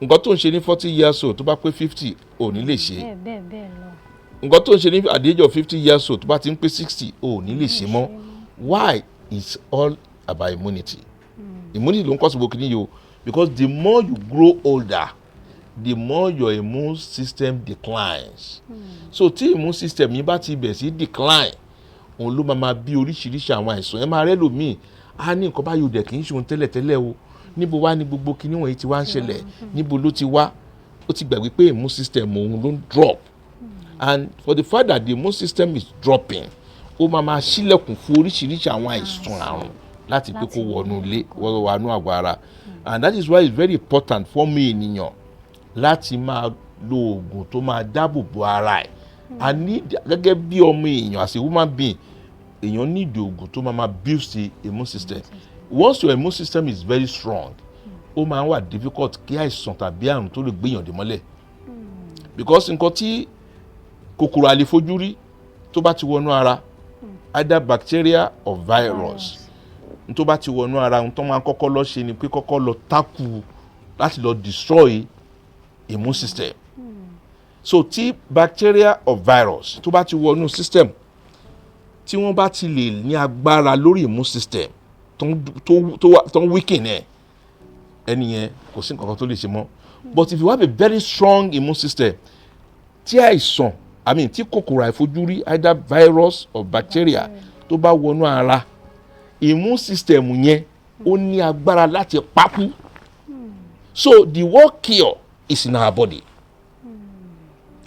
you understand me now n tó lè wo àìsàn sàn lára n tó lè wo àìsàn tàbárùn lára wa tó lè wò sàn is in our body and that is the immune system are you getting me right so once you have a very strong immune system any bacteria or viral infection tó bá get into the body the immune system ó máa destroy ẹ ni you understand me now so òun la ṣe gbé oògùn kan jáde tá a pè ní Beroxil so mi sì yìí so kábíyèsí Ọọ̀ni of Ifẹ̀ òun gan ló kọ́kọ́ initiate ẹ̀ pé ká gbé oògùn jáde tó lè wo covid àfi gbé jáde but iṣẹ́ pàtàkì tó oògùn yẹn ń ṣe jù òun ni láti build the immune system wa to a very optimum level right a ṣe ní olómi a dẹ̀ ṣe ní capsule then a tún wá ṣe oògùn kan jáde tá à ń pè ní bitter leaf capsule we are the first in Nigeria to bring it out gbogbo àwọn yòókù tó ń gbé jáde wọn kàn sí because ìyẹn ewúro yes and that bitter leaf capsule is a very wonderful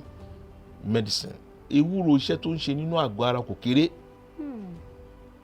number one ó máa ń boost immune system especially ọkùnrin tọkùnrin bá ń lò ó máa ń protect prostate wa from being enlarged very very good bitter leaf capsule is very good for the heart tó yẹn bá ń lò it's very good for anything that can damage the heart for even it's very good for cardiovascular treatment beside that ewúro is also very good to make sure that the blood sugar is normalized because gbogbo oúnjẹ tá à ń jẹ ló ní sugar nínú kò sí gbogbo tá à ń jẹ Nàìjíríà 95% ló ní sugar so èèyàn nídìí láti máa lo nǹkan tó yẹ pé tó bá ti jẹun tó ní jẹ tán ju capsule kan sẹ́nu a normalize ẹ̀ so kò ní jẹ́ kó at least ó máa jẹ́ kí insulin yẹn kó wà ó máa lè máa ṣiṣẹ́ láti regulate the amount of sugar in the blood so òun la ṣe gbé oògùn méjì yẹn jáde apart from that a tún wá ní kan again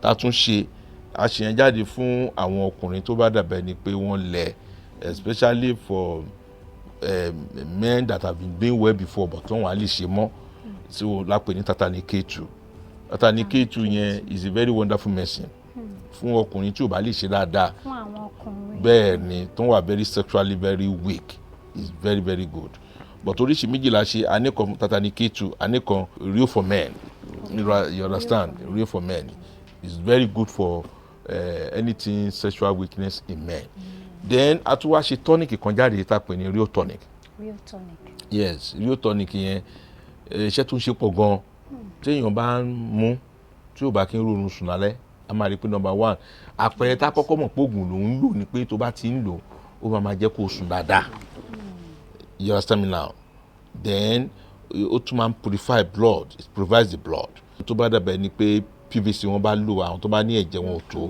tó máa ń lò it's very good so it's a very good tonic and it's natural tonic so we have a lot of drugs ní iléeṣẹ́ Yemkem so a ní oògùn mi wà fún àwọn tó bá dàbẹ̀ ni wípé ẹ máa rẹ́ lòmíì a ní gbogbo ara máa dùn òun gbogbo ẹ máa rẹ́ lòmíì ìṣòro tó ní láyé ẹ̀ ní pé gbogbo ara máa ń dùn oríkèéríkèé abẹ́ sí san gbogbo egungun á máa dùn ẹlòmíì tó bá jí láàárọ̀ báyìí wákàtí kan kò ní lè dì lórí bẹ́ẹ̀dì ṣọ́mí sí yìí ẹlòmíì tó bá dé jí láàárọ̀ ṣé ló máa dàbí ìgbà tó bá ní wọ́n fi igi lù ní gbogbo ara ní ìṣòro tó ní nìyẹn so ẹlòmíì tó wà tó yẹ pé tó bá fẹ́ sùn lálẹ́ báyìí wàhálà ní tó bá máa sùn lálẹ́ ìṣòro ní báyìí ẹlòmíì àrùnjú kodoro ní so a ní oògùn tó yẹ pé téèyàn bá wà tó bá dàbẹ̀ ni wípé ó máa ń rẹ̀ ní gbogbo ìgbà ẹlòmíì wà tó yẹ pé láàrin ìṣẹ́jú 5 tó bá ṣiṣẹ́ ti rẹ̀ ẹlòmíì ò lè ṣiṣẹ́ 30 minutes ó ti rẹ̀ ó máa very tired kò ní lè ṣe kankan so irú àwọn nǹkan báwọn yẹn àní adẹ̀ ní oògùn tó bá ń jẹ́ kí èèyàn kó dàbẹ̀ ni pé like fibroid now àwọn tó bá ní problem of infertility now irú infertility yẹn àwọn nǹkan tó ń fa kí obìnrin má tètè lóyún ó pọ̀ but ilé tó jẹ́ major causes ẹ̀ jù bí fibroid ṣọ́ọ̀mí sì yìí blockage of fallopian tubes kò yẹ nísìnyí àbí bóyá tán bá súnmọ́ ó máa ń dà jáde náà pè ní leukorrhea ẹ̀dà gbogbo wọ̀nyẹn we have it. àwa ní oògùn kan tó yẹ pé is basically for infertility is both in 1 and 2 ó wà fún tí tóbìnrin bá ń wojú Ọlọ́run then tó bá dẹ̀ jọkùnrin náà ni tó ní low sperm count we have a lot of medicine for that for low sperm count you understand so lóríṣiríṣi bẹ́ẹ̀ yẹn so but tẹ́ bá wo àwọn oògùn kan wà tó yẹ pé kì í ṣe oògùn tán lè rà ní orí shelf like oògùn àìsàn kan wà nísìnyí ó wà very very common wọ́n pè ní herpes ṣọmísì and hepatitis herpes and hepatitis they are all viral infection kò yẹ nísìnyí so a ní àwọn oògùn fún but on special treatment because most of àwọn tó bá wá fún herpes àti hepatitis tó bá dé ọ̀dọ̀ wa àwọn oògùn tá a ní fún tó bá lò they will still need to refer them to me because èmi ní oògùn tí máa ń ṣe specially I have a very special medication for herpes and hepatitis you understand me now tó yẹ pé tẹ́ni yẹn bá ń lò ó máa ṣiṣẹ́ ó máa ń lọ sínú bloodstream ni number 1 to work on the immune system medically it's not curable you understand me now but àwọn àgbà àtijọ́ ó ní oògùn tó ń lò sí tó fi ń wòsàn ṣọ́mí sí but tó bẹ́ẹ̀ ni but kì í ṣe oògùn tó kàn lè dórí igbá tó máa rà no ṣọ́mí sí yìí so téèyàn bá pe iléeṣẹ́ Yemkem the person will be referred to me but téèyàn bá wá tó bá ti pe àwọn nọ́mbà iléeṣẹ́ Yemkem so based on nǹkan tó bá complain because tí àìsàn tàbí àrùn bá ń ṣe ẹ̀dá kì í ṣe ẹgbà míì I'm sorry tí gbà míì lórí Facebook àbí lórí àwọn kan máa ń sọ̀rọ̀ wọn ní kán lọ já ìwé kan ìwé yẹn kan sì kan mú they are just joking it's not possible it's never possible you understand tí àìsàn tàbí àrùn bá ń ṣe ẹ̀dá kì í ṣe oògùn kan ẹ máa rí pé fún nǹkan tó yàn bá sick and you go to the hospital and a medical doctor attended to you ẹ máa rí pé medical doctor máa kọ oríṣi oògùn bíi 2-3 fún ẹ wọ́n máa combine ẹ̀ eléyìí tó máa lò láàárọ̀ tó máa lò lọ́sàn-án tó máa lò lálẹ́ bó ṣe ń ṣiṣẹ́ àwọn àgbà àtijọ́ bó ṣe ń ṣe náà nìyẹn you see it's so very ironical at times ní bá ń gbọ́ tó bá ní oògùn ìbílẹ̀ kò ní dosage they are talking jargons they are just trying to call the dog a bad name to hang it. àwọn àgbà àtijọ́ bàbá tèmi ò lè ka bàbá tèmi ò lọ léèwé bàbá mi ò ní fún ẹ lóògùn kó má ṣàlàyé bó ṣe máa lò wọ́n á sọ fún ẹ pé síbí àwọn àgbà àtijọ́ ni o tán délé ìwé rí tán ṣe mọ anything kúrútù hàn délé ìwé rí but they have native intelligence when they give you a medication wọ́n á sọ fún ẹ pé ṣíbí 2 ni kó lò láàárọ̀ ṣíbí 2 ni kó lò lálẹ́ wọ́n á tún sọ fún ẹ bóyá kó lò kó tó jẹun kò sí oògùn táwọn àgbàlagbà máa fún ẹ they will tell you the dosage they have measurement.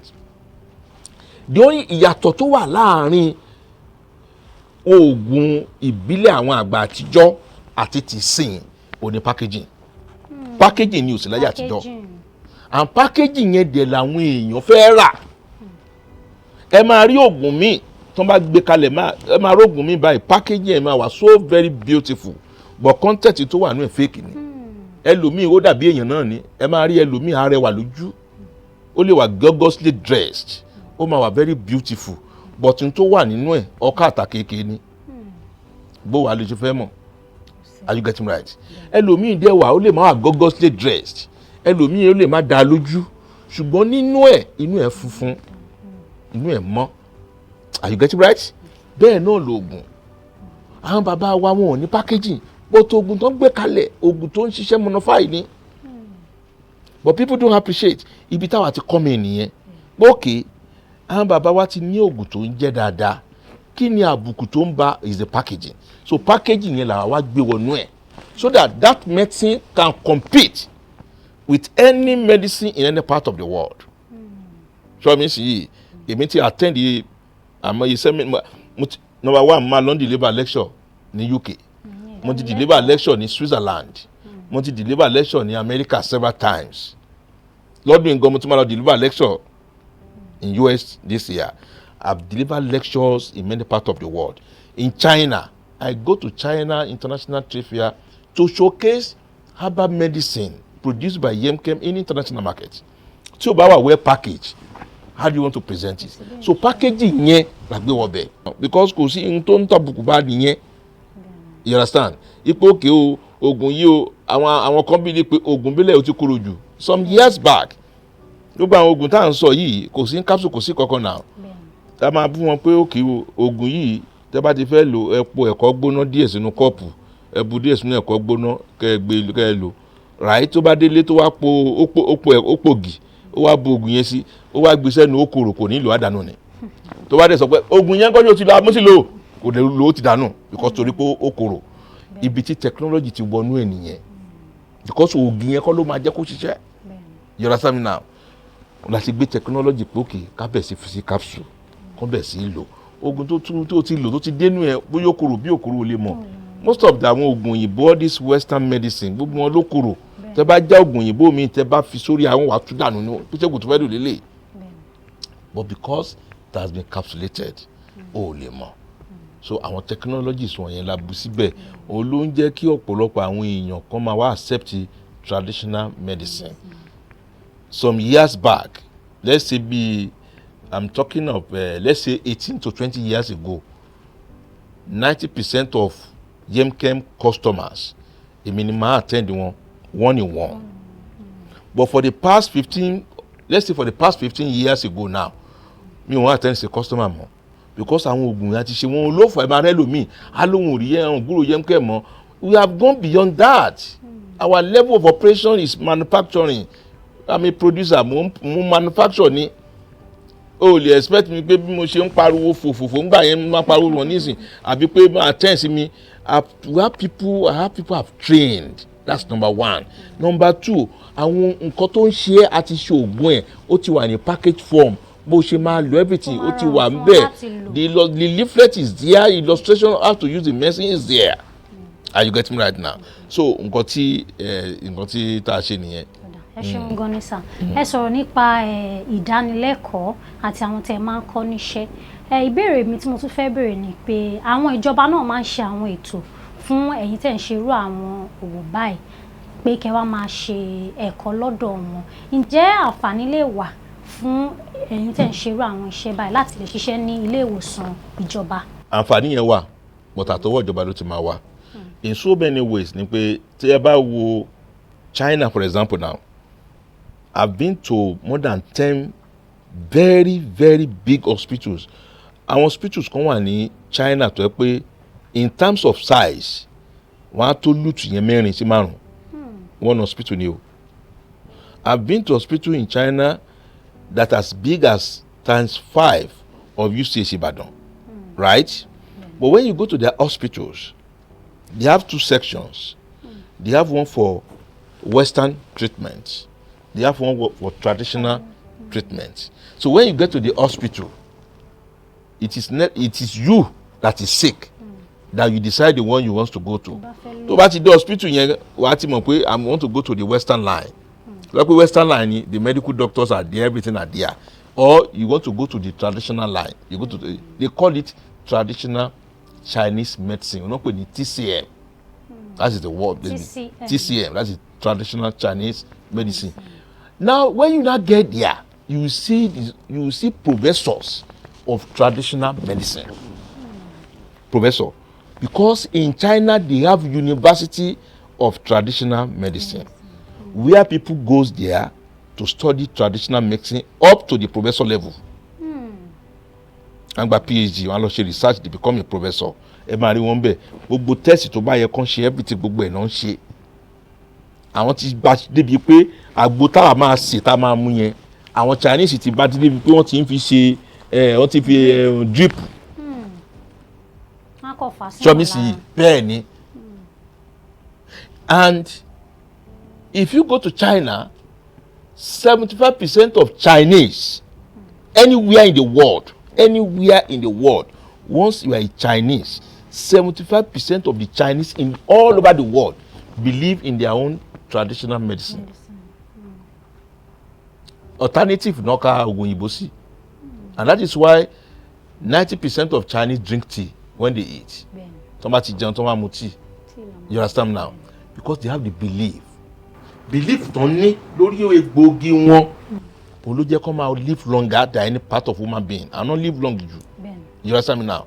You see, first of all, Allah ti kọ́kọ́ ní belief lórí nǹkan tá a ní. We are not born with Western medicine. Oògùn òyìnbó àbúrò ló jẹ́.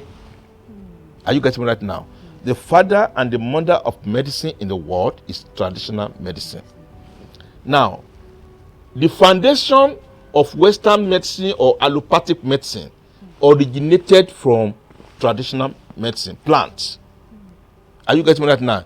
Gbogbo oògùn òyìnbó wọ́n originate wọn from the plant ni. So mi sì ibẹ̀ náà ti mú. So and that is why ẹ máa rí pé in China, because of their belief, they see a lot of patronage into their traditional medicine. Nigeria ká tó lè achieve yẹn, Nigeria must have a university of traditional medicine, or there should be a course in all the federal universities where our children can go there and learn herbal medicine. Cherry, alonko botany. I study botany. I study plant and science. I study they are all trashed. Herbal medicine is the full course.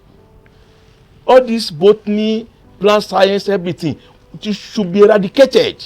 Let the federal government establish a course on herbal medicine. What did you study in university? I study herbal medicine. Let us say I study botany. What do you mean by botany? I study plant and science. I study herbal medicine. That will show you that you are herbal medicine practitioner. I have a son said that he wants to study herbal medicine in UK. He went to the school. He has studied pharmacy.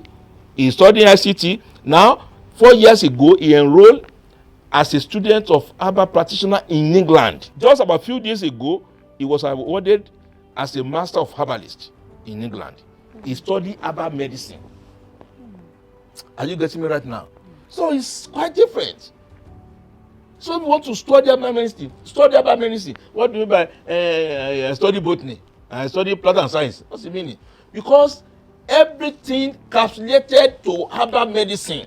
If you study herbal medicine, there is no way you go and study the plant and the shrubs and the leaves. There is no way you go out for practicability of herbal medicine.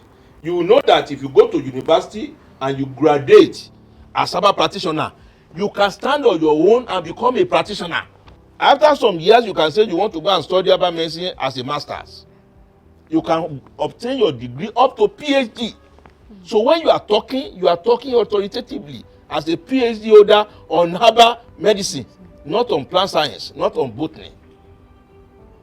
Because herbal medicine is very wide. Àwa yóò lọ university now. Àwa mi ò lọ university lọ study ẹ̀.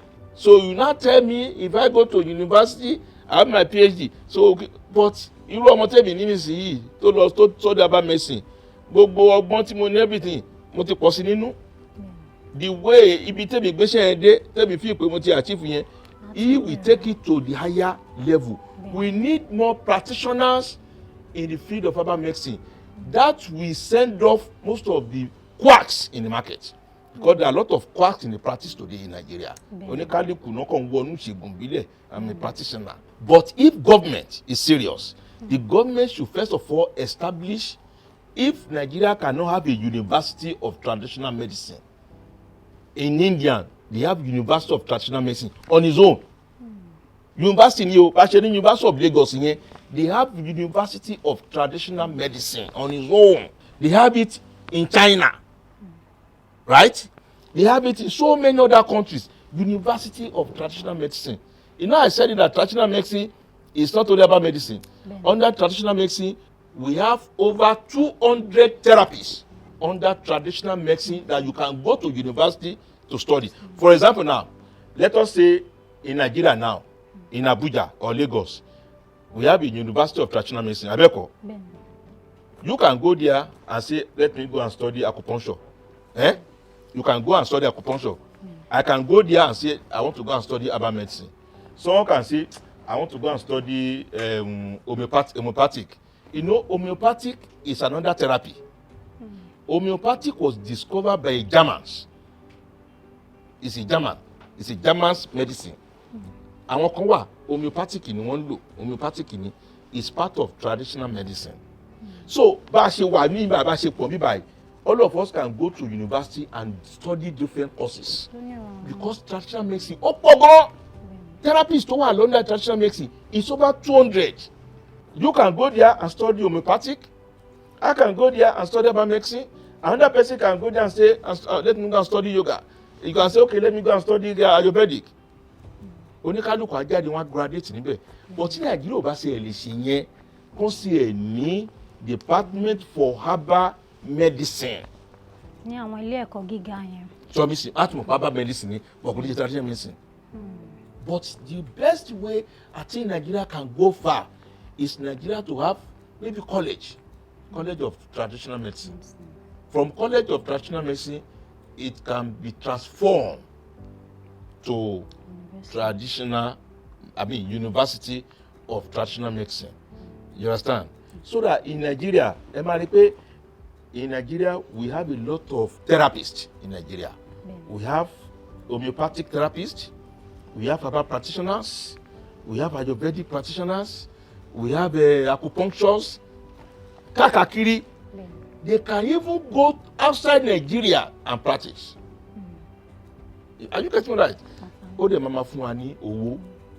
And from there, the federal government can now sit down and see how we can have a botanical garden where our students can go and do a lot of research.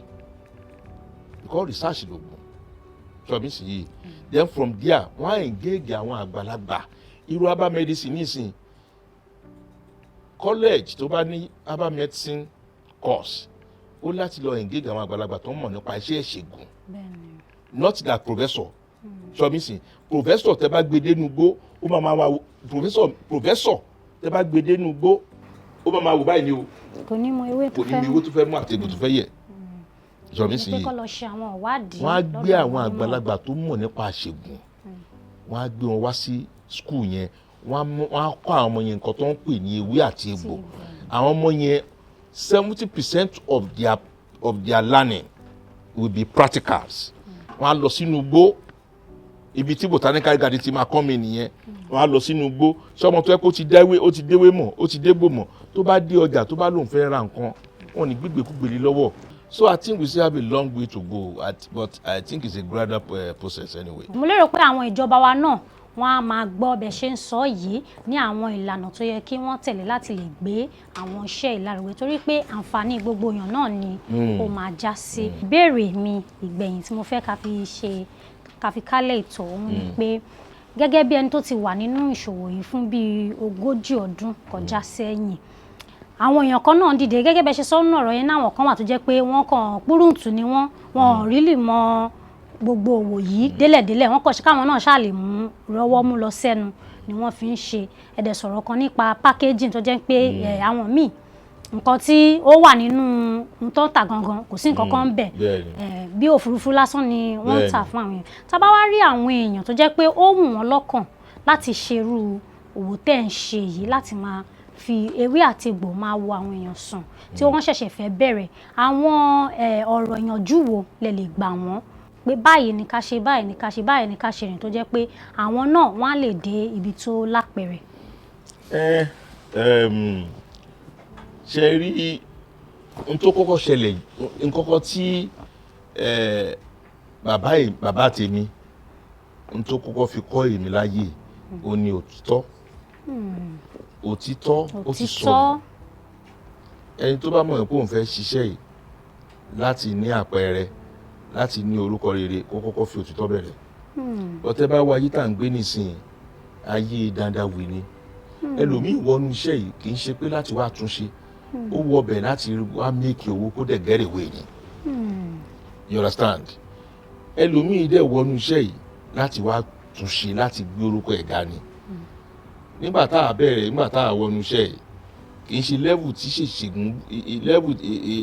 ayé tí ṣègùn ìbílẹ̀ wà láyé àtijọ́ nǹkan ló wà nísìnyí is very very higher ó wà lókè gan-an why torí pé I build on the foundation and ẹ bá wo nísìnyí we have distributor even ẹ bá wo US mo ní distributor ní US ṣọ mi sì irú tí ẹ bá fẹ́ ra oògùn mi ní US àbò fẹ́ ra anything bitters ẹni tá appoint níbẹ̀ Genesis ni ṣọ mi sì so Genesis yẹn dẹ̀ ní gbogbo ayé ló mọ̀ likewise in UK tí ẹ bá fẹ́ ra oògùn mi ní UK anywhere in United Kingdom abi global appoint as our distributors because we have a name láti protect.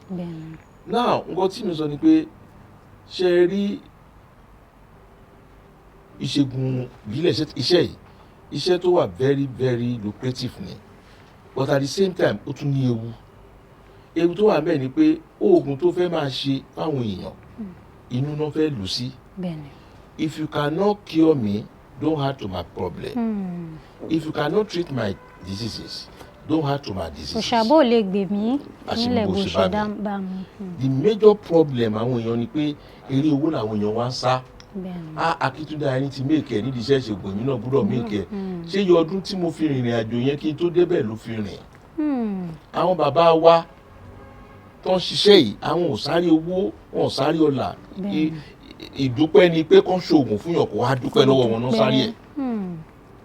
I told you the first thing I appreciated in the practice nígbà tí mi wà ní kékeré tí mi dọmọdún 6 lọ ni pé ojúmọ́ kò ní mọ́ kí má ríyàn tó máa ra nǹkan fún tó máa dúpẹ́ lọ́wọ́ dáàdì mi. There is no day 2 to 5 people will come and thank my father. Ẹni tá wá dọ̀bálẹ̀ àdọ̀bálẹ̀ ẹni tá wá kúnlẹ̀ àkúnlẹ̀ bàbá iṣẹ́ àná dúpẹ́. That is the beauty. So I mean say but ìyẹn ò fi bẹ́ẹ̀ wọ́pọ̀ mọ́ ní ìsìn. Are you getting me right now? So advice tí mi fẹ́ ṣe fún wọn ni pé gbogbo tá a fẹ́ ṣe láyè ká fi òdodo ṣe. Kò séye tó lè gbà lórí iṣẹ́ but ẹni àmọ́ tó bá gbà lọ́wọ́ èèyàn rí pé oògùn tó máa ṣe fẹ́ nìyẹn wà kó fáwọn. So mi sì professional fee ni èèyàn lè dọ́dọ̀ ẹni kó sọ pé iṣẹ́ tó bá wà yìí o máa gba 200,000 lọ́wọ́ ẹ̀ wàá tún mọ̀ pé oògùn tó máa fún ó wà confam. Ó dàbí lọ́ọ̀yà ni tó bá lọ gbé kéèsì lọ bá lọ́ọ̀yà lè charge ní 1 million professional fee ni but ó ti mọ̀ yín pé o gbọ́dọ̀ ṣe kéèsì yẹn kó lùsì o gbọ́dọ̀ win ni o. That is how it should be. So jẹ́ ká fi òtítọ́ àti òdodo ṣe iṣẹ́ téèyàn bá mọ̀ jẹ́ kó mọ̀ pé ó mọ̀ àwọn tó bá mọ̀ refer àwọn sí. You understand? Kì í dẹ̀ ń ṣe gbogbo ohun tá a fi ń ṣe oògùn là ń rà lọ́jà. Kì í ṣe gbogbo almost half of the recipe tó fi ń ṣe oògùn it's not everything you can buy in the market. Àwọn nǹkan kan wà tó pé tó bá fẹ́ ṣe oògùn yẹn you need to go out o láti gbéṣẹ́ yẹn fáwọn kan ni mo ṣe wà nísìnyí lọ sí Abẹ́òkúta lọ sí Ìbàdàn lọ sí Èkìtì láti láwọn tó yẹ pé tá a bá pè wọ́n lọ́wọ́ kan báyìí wọ́n wọnú gbó wọ́n lọ bá a lọ kó jáde. You understand me now?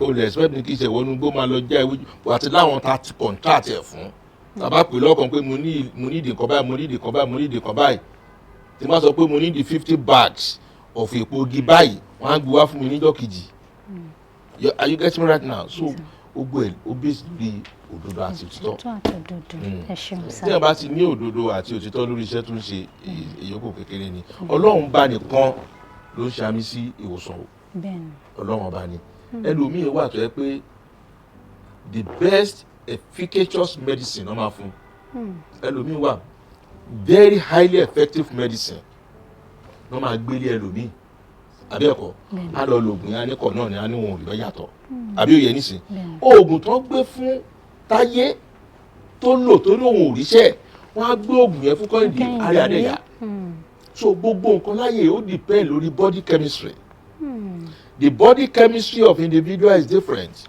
oògùn tí Mr. A máa lò Mr. B lè lò kó gbòdì lára ẹ̀ àdúrà wa ni pé kó rí wa kó má kọ àdúrà wa ni pé kí ara wa kó má kọ àjò ẹlòmíì orí ẹ̀ kọ àjò tọ́mísì yìí ẹlòmíì orí ẹ̀ kọ àjò tó yẹ pé wọ́n á ṣoògùn gidi fún báyìí kan náà ni àdúrà ni pé àìsàn tó máa gbẹ̀mí wa kọ́ ló máa jẹ́ kó ṣe wá tọ́mísì yìí because I used to tell some patients pé bàbá mi ó ní téèyàn bá ti fẹ́ lo oògùn ó ní kó sọ pé ìwọ ló oògùn ni mo fẹ́ lò yìí o jẹ́ kó bá mi lára mu tó bá dẹ̀ lò á bá lára mu you understand tó bá gbé oògùn fún ẹ bó ṣe wù kó oògùn ṣiṣẹ́ tó there is something they call psychotherapy psychotherapy is the healing of the mind tó bá gbé oògùn fún ẹ báyìí pé kó lò ó tó wá sọ pé oògùn yìí ṣó máa ṣiṣẹ́ báyìí already oògùn yẹn tó o bá múra kò ní ṣiṣẹ́ because the mind is telling you that the medicine will not work. bẹ́ẹ̀ ni ẹlòmíì dẹ̀ wà oògùn tó gbé fún fake ni but torí pé ó ti ní àníyàn tó dáa pé oògùn yẹn á ṣiṣẹ́ the healing of the mind psychotherapy the healing of the mind ó ti jẹ́ kókó gbádùn by 50%. ẹ ṣeun gan ni Dr. Akíntúndé Ayẹni mo mọ̀ pé àwọn olólùfẹ́ yín ó máa fẹ́ mọ gbogbo àwọn ẹ̀rọ àbí àwọn ọ̀nà tí wọ́n lè gbà láti lè bá yín sọ̀rọ̀ ǹjẹ́ ní àwọn ẹ̀rọ tí ẹ lè pè fún àwọn aráalé. ẹ ṣe gan láti kàn sí iléeṣẹ́ Yemkem àwọn tẹlifóònù nọ́mbà tó ń lè pè wọ́n sí even tó ń lè fi bá wọn chat lórí WhatsApp ó ní 0806666 6359 or 08066669868 àwọn nọ́mbà méjèèjì yẹn lórí WhatsApp wọ́n lè bá wọn sọ̀rọ̀ níbẹ̀ then wọ́n tún lè pè wọ́n lórí 08088881020 then fún àwọn tó wá fẹ́ bẹ̀ mí fúnra mi sọ̀rọ̀ wọ́n lè bá mi sọ̀rọ̀ lórí 08066666578 08066666578 or 08053883910 or 08124248686. Those are the three numbers. Wọ́n lè fi bẹ̀ mí fúnra mi sọ̀rọ̀. Bẹ́ẹ̀ni, but àwọn 3 numbers mo kọ́ pé ìṣáájú yẹn wọ́n lè fi reach Yemkem International. Àwọn consultant náà máa gbé kàn dẹ̀ lè bá wọn náà sọ̀rọ̀ lórí WhatsApp. ẹ tún lè lọ sórí website náà gbogbo àwọn egbòogi wọn lóríṣiríṣi lónìrànràn òun náà ni ó wà ní orí website. ẹ̀yin olólùfẹ́ Kilarigbo mo máa kí yín ẹ ṣeun ẹ kú àdúró tiwa látàárọ̀ mo lérò pé ẹ gbádùn ètò yìí gẹ́gẹ́ bí èmi náà ṣe gbádùn ẹ̀ mo dẹ̀ lérò pé ẹ rí ẹ̀kọ́ kan àbí méjì kọ́ lára dókítà wa tó ń jẹ́ àlejò wa pàtàkì fún ọjọ́ tèmi kò ní jù báyìí lọ lórí ètò ẹnu oníkàn ó tún di ọjọ́ míì tí a bá pàdé yín.